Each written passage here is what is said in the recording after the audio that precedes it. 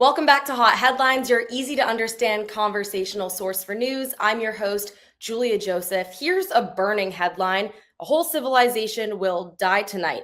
This is what President Trump posted to Truth Social this morning as a big deadline for Iran looms. 8 o'clock tonight is the deadline that Trump has given Iran to reopen the Strait of Hormuz, or else, he says, in quote, he's blowing everything up. And real quick, what's the Strait of Hormuz? It's a waterway between the Persian Gulf and the Gulf of Oman, which is surrounded by Iran, the UAE, and Oman. It's around 104 miles long and about 60 miles wide. And it's the only sea passageway between the Persian Gulf and the ocean. It's one of the most important pieces of land in the world, given its location and the fact that it's the passageway for 20% of the world's liquefied natural gas and 25% of crude oil and petroleum. So the strait has basically been closed since the end of February, when the war in Iran began. And Iran is allowing a very small, select few ships to go through it. So we're really feeling the effects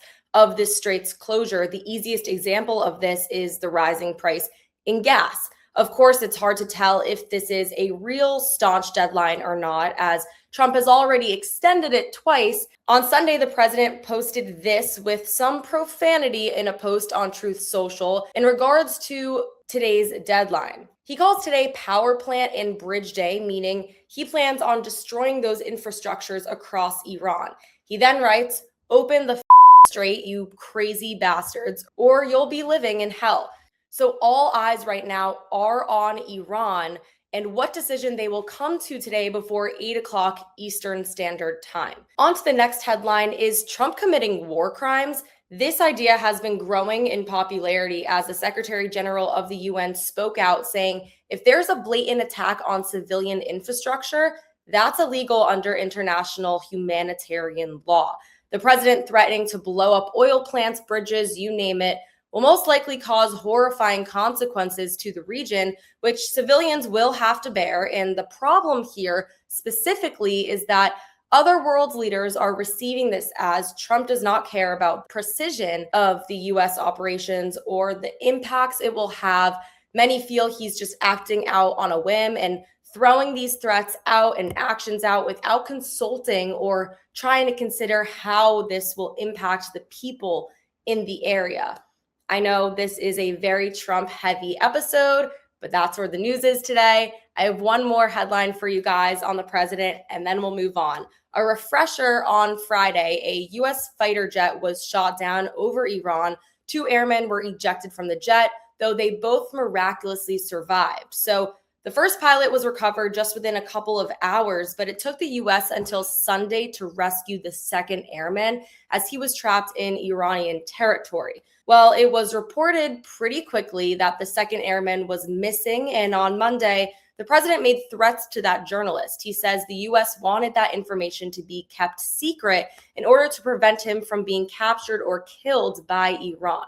Trump says it was the media that revealed the existence of a second airman to Iran, and he's now threatening to arrest the reporter who leaked that information. What Trump is ignoring, however, is the First Amendment right in the Constitution. News organizations have the right to publish stories of public importance, even if that means the government would prefer to see it go unpublished. Trump says if the news organization that released this information doesn't hand him over the name of the reporter responsible, he will put them in jail once he finds out. Moving on to another headline: will Kanye West be banned from the UK? Well, this is something that the Prime Minister is looking into. Over the last few years, Ye has been in the news for his anti-Semitic rants. Well, in result, Pepsi, along with some other big sponsors, have pulled out of a big music festival in London. Ye is supposed to be headlining this festival in July, and the UK's Prime Minister expressed some concerns that Jewish people should be able to feel safe with Ye performing, and that won't be the case if he's headlining.